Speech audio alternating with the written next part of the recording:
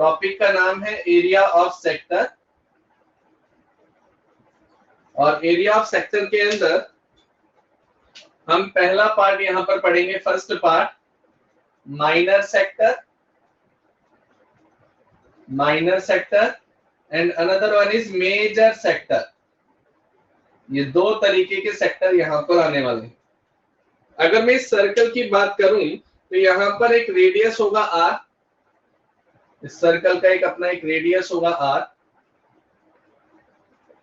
वही same to same radius यहां पर भी होगा r, और इस सर्कल के सेक्टर का कुछ ना कुछ एंगल भी बनेगा, जिस एंगल पर ये सबटेंड हुआ होगा तो इस एंगल को हम नाम देते हैं थीटा। जिस सेक्टर, ये जो सेक्टर जिस एंगल पर बना है उसको हम थीटा नाम दे देंगे। तो जो रेडिश पोर्शन आप देख पा रहे हैं इसे हम बोलते हैं माइनर सेक्टर। ये पार्ट मेरा माइनर सेक्टर कहलाता है। और जो इसके ऊपर आप पार्ट देख रहे हैं इसको हम बोलते हैं मेजर सेक्टर।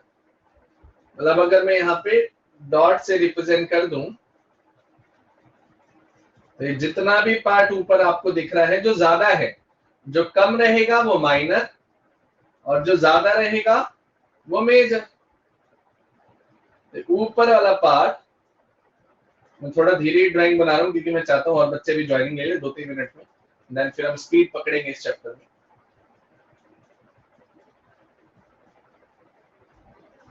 ये जो ऊपर वाला पार्ट है इसे हम बोलते हैं मेजर सेक्टर।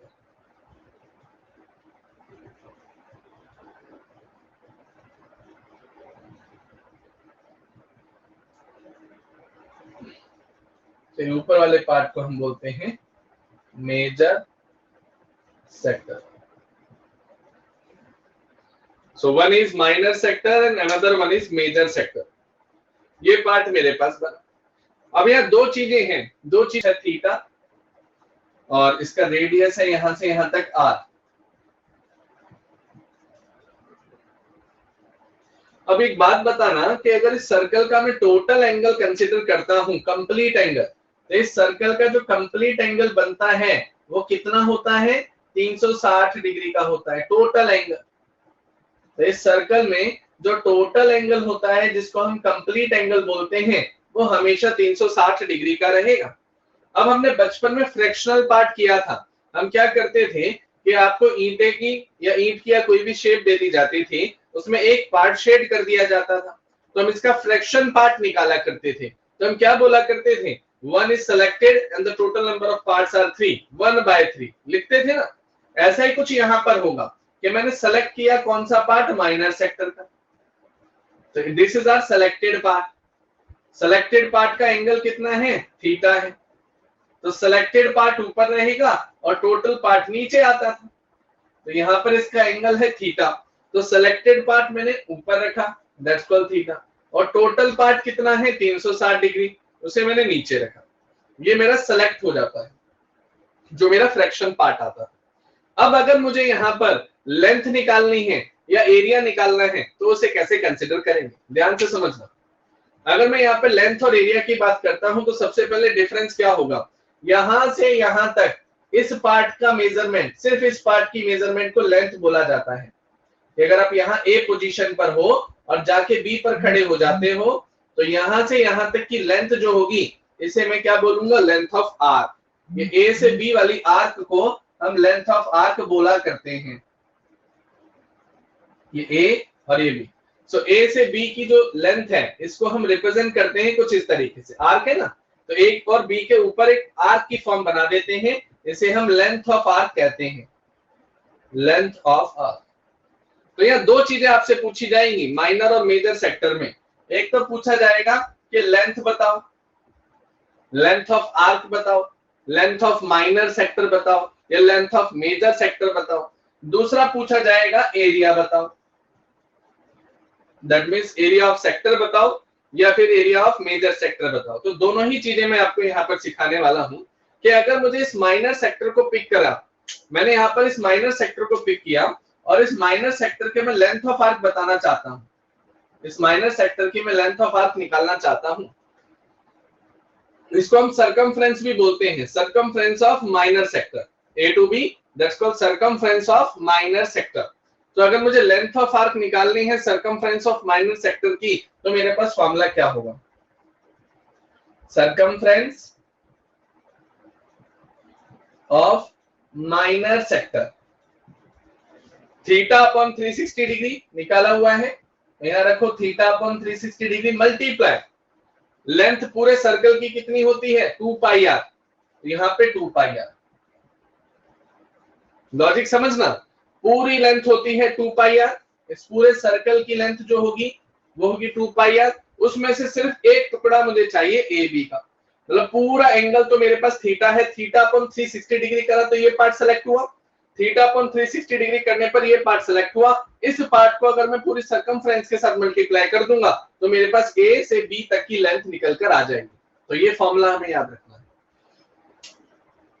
अब सवाल उठता है कि अगर आपसे पूछ लिया जाए कि लेंथ ऑफ बी, ये सी और ए, लेंथ ऑफ मेजर सेक्टर बताओ, यहां से चलना स्टार्ट किया, चलते गए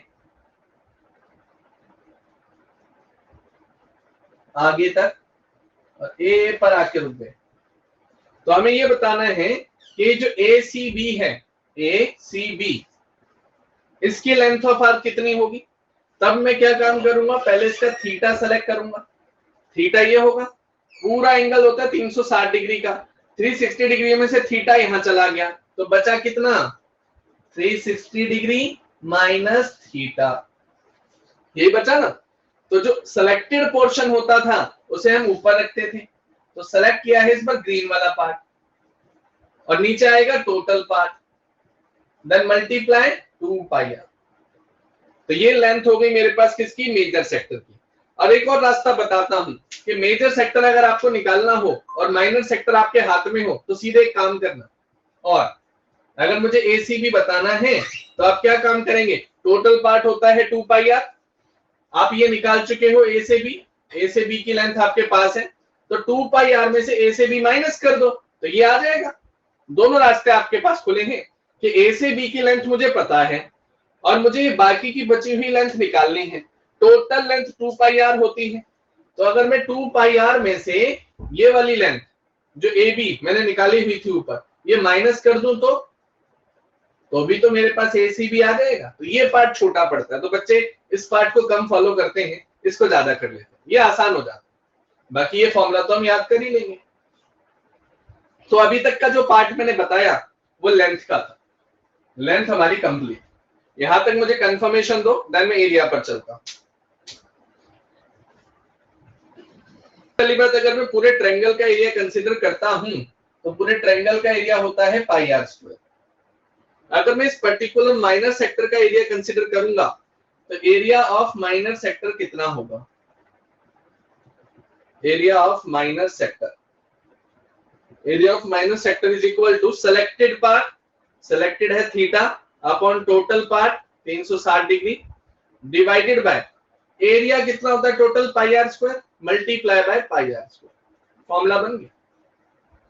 और यही सेम टू सेम, जैसे मेरे पास मान लो ये एरिया आ गया, अब कोई पूछ लेता है कि बाकी का बचा हुआ एरिया बताओ, तो मैं क्या काम करूंगा, total area pi are square होता है, तो एरिया ऑफ मेजर सेक्टर कैसे आ जाएगा कि पाई आर स्क्वायर में से area of minor sector minus कर दो, आंसर हमारे सामने होगा।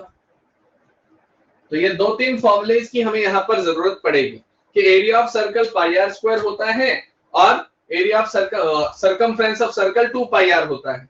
एक ये माइनर सेक्टर ही बनाया है, ये ए से बी, और बीच में कहीं एंगल थीटा बन रहा होगा, ये एंगल मेरे पास थीटा है।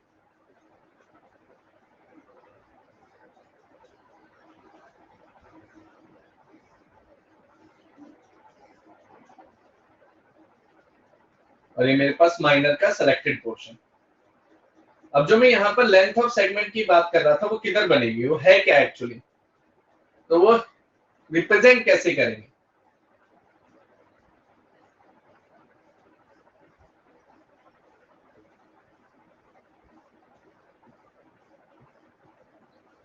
ये मेरे पास माइनर सेक्टर बना और इस माइनर सेक्टर में ये एंगल मेरे पास थीटा आ गया।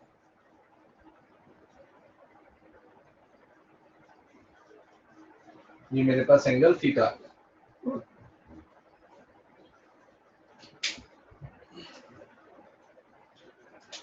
सो जो लेंथ ऑफ सेगमेंट की मैं बात कर रहा था, इसका मतलब होता है कि आप ए पर खड़े हो और सीधा बी पर चले जाओ। मैं अभी बता रहा था ना आपको कि इससे पहले जो मैंने बात की थी वो की थी मैंने आपको लेंथ ऑफ आर्क की, कि ये जो ए से बी पर अगर मैं जाऊंगा तो ए से बी पर अगर हम जाते हैं और ये लेंथ कैलकुलेट करते हैं तो इसे हम बोलेंगे लेंथ ऑफ आर्क। इसे हम बोलते हैं लेंथ ऑफ आर्क। तो ये पूरा पोर्शन मेरा यहां से सीधा हम चले जाए आगे बी पर, तो इसे हम बोलते हैं लेंथ ऑफ सेगमेंट। ये सारी टर्म्स हम अभी समझ लेंगे एनालॉजी, तो हमें आसानी होगी क्वेश्चंस को समझने। और यहां से क्वेश्चन बनते हैं लेंथ ऑफ सेगमेंट। और इस एक्सरसाइज में, इस चैप्टर में कुछ भी नहीं कटवाया हुआ, बस एक क्वेश्चन को छोड़कर एक क्वेश्चन बस हटवाया हुआ है उन्होंने 120 डिग्री का, बाकी सारे क्वेश्चंस यहां पर आएंगे। सो इस पार्ट को हम बोलते हैं लेंथ ऑफ सेगमेंट। इसी के साथ साथ एक टर्म और पूछ ली जाती है, वो टर्म क्या है? Area of segment. Area of segment कभी भी आपके सामने ये टर्म रख दी जाए, एरिया ऑफ सेगमेंट क्या होगा? इसे करते हैं ब्लू से represent. Area of segment,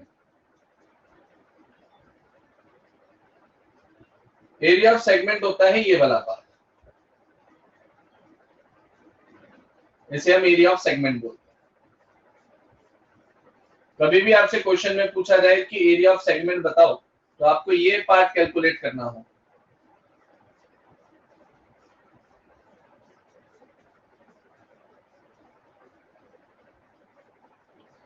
clear है? सो ये हो गई मेरी लेंथ ऑफ सेगमेंट, ये पार्ट हो गया मेरा एरिया ऑफ सेगमेंट। और एरिया ऑफ सेगमेंट निकालेंगे कैसे? इसका मेथड क्या होना चाहिए? ध्यान से सुनना। ऊपर बन रहा है ट्रायंगल ए बी, इसको नाम दे देते हैं ओ। एक तो ट्रायंगल बन रहा है ए ओ बी, और ये पूरा सेक्टर बनता है। एरिया ऑफ सेक्टर मुझे निकालना आता है। एरिया ऑफ सेक्टर में से एरिया ऑफ ट्रायंगल को अगर मैं बाहर कर दूंगा तो मेरे सामने क्या बनेगा? एरिया ऑफ सेगमेंट निकल कर आ जाएगा। दैट मींस अगर मैं एरिया ऑफ सेक्टर ए, ये ओ ए, यहां पर एक और पॉइंट रख लेते हैं सी, ओ ए सी बी में से area of triangle A O B minus कर दूं तो मेरे पास एरिया ऑफ सेगमेंट निकल कर आएगी। यही थी हमारी इस पूरे चैप्टर के अंदर कंडीशंस, और इन्हीं के बेसिस पर ये पूरा चैप्टर टिका हुआ है कि area of sector, length of segment, length of arc, and how can we calculate the area of segment here. तो एरिया ऑफ सेक्टर में से एरिया ऑफ ट्रायंगल माइनस कर देंगे, radius area of triangle minus कर देंगे, reddish portion, तो मेरे पास area of segment निकल कर आ जाएगा।